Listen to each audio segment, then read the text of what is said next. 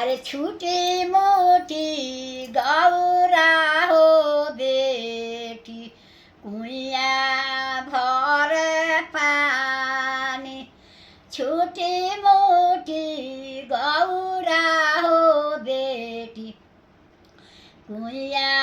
भर पानी पानी पूरा कर दे तो रुकी ले आओ तनी बहने जब पुरानका गीत गाए के होई तो एक गिलास पानी धर लियो ऐसे बड़ा गड़ सूख जाला आ लम्बा सफर गाए के बा लंबा सफर चले के बा। हाँ एक और गा दें तो 1 घंटा लग जाए वो गीत के ओ, पीली पानी पीली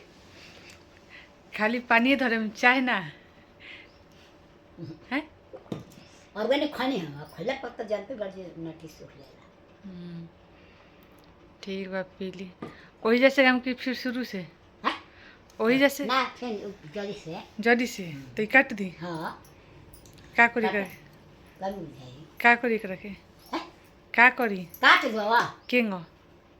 क्यों काटे लुआ क्यों हटा में घटा लुआ तू ही न बुझो तन बताई तो क्यों कटाई हे नो हे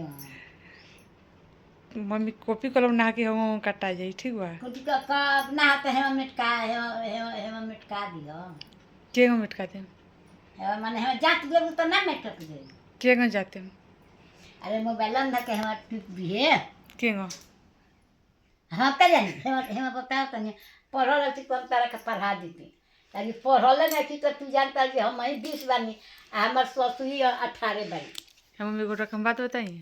अरे पढ़ल नहीं की नु तो हमरा खातिर ठीक बा और पढ़ल नहीं खी तब ठन्नी चरनी 10 पैसा ही बहुते बढ़िया बा ठीक बा मने उ सब हिसाब किताब में हमनी के गड़बड़ा जानी सन हाँ लेकिन रउआ लगे हाँ। अभी भी 12 आना 4 आना 16 आना के हिसाब ये रहे कहानी दुआनी चलत रहे हमरा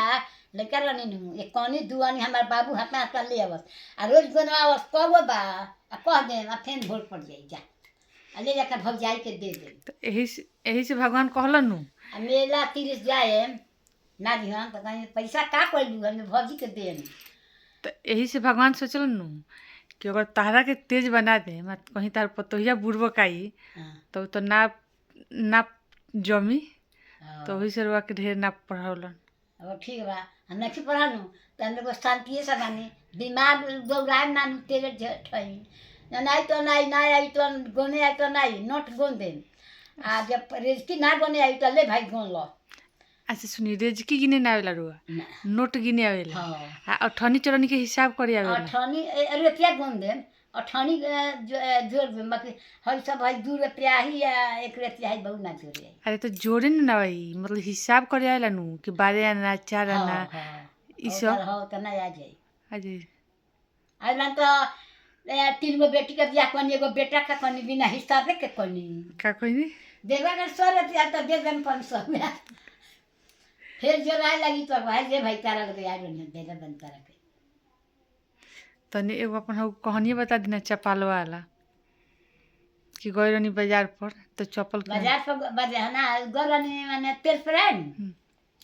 तो कहानी जे शान भाग के दिन बा आ हो चपाला से गोल बिछिलाला रह एगो 20 रुपया में ले लेनी ना लेवानी तो अब तक ससुर का तो ना यही लगे फेर आ ना तो नजर जाइए तक नहीं ये जा मत नहीं प्लास्टिक का चप्पल है आँख पर जोखम आवेला ए बासी भोरे उठानी आ का कहनी जे बेटी खाए बनाओ तो ऐसा काम धंधा हम अपन फिरा चल गनी मोड़ पर आ जाकर कहनी जे भैया अपन चप्पल ई चप्पल हमार मालिक पहने न खरीद कहता रहे ये आँख पर तो जोखम 100 रुपया के चप्पल किन ले रहनी 20 रुपया के देले रहनी कहला जे करे थे हम 50 गो रुपया दे देलक लेके चलनी 20 गो उनकर दे देनी 30 गो अपन ले लेनी तो बन्नी झूठ काहे बोलनी ओइला सुन ओइला गला का भइल ना धारा पर पिगल बानी हां मने रो पक्का ऐसे झूठ बोलबे कहनी हां झूठ बोल देनी कब रुपया देला ना हमने 50 गो दे देलक तो मने काहे झूठ बोलनी हां मैं से आ गए कि रो याद ना रहे ना या तो कहती ना 20 गो हाँ तेलो पे रहले रहनी तो 18 गो रुपया तेल में खड़ी में से ले रहले यहाँ जो राई हिसाब पर रहनी तारा ससुर से कहले जे अभी 18 गो रुपया ओकरा यहाँ निकलता तो 18 गो जगह हम 30 गो ले लेनी हाँ हाँ यह बात हो। 1.5 गुना। हाँ कहनी जे 18 खरीद देले 9 रुपये ना 9 रुपये किलो घड़ी लेते रहल सब आ दे दिलक 18 को कम 2 किलो के मार दिलक खड़ी हमने चल आ उनके यहाँ से ले ले रहनी चप्पल सब कुछ के दुकान रहे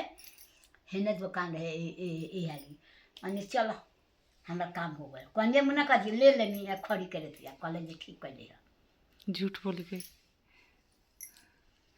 चली जिंदगी में कहो झूठ बोले के चाहिए का। हाँ आ 100 रुपया बेटा दे गल बा केहू मांगे आई अब जा झूठ बोला है के बाद हम 100 रुपया खर्चा के दिन भर के दे गल बा आ तू कहते जे ना हमरा के देबे कर हम जे हमरा लगे पैसा नहीं के ये 2 गो बात तो झूठ भगवान से मांग ले बानी। अब एगो सामान बा कोई कहे जे ना हमरा कुछ दे दे कैसे दे दे। चलिए अब बात कहाँ से कहाँ गई चलिए गीतवा गा दी ठीक बा।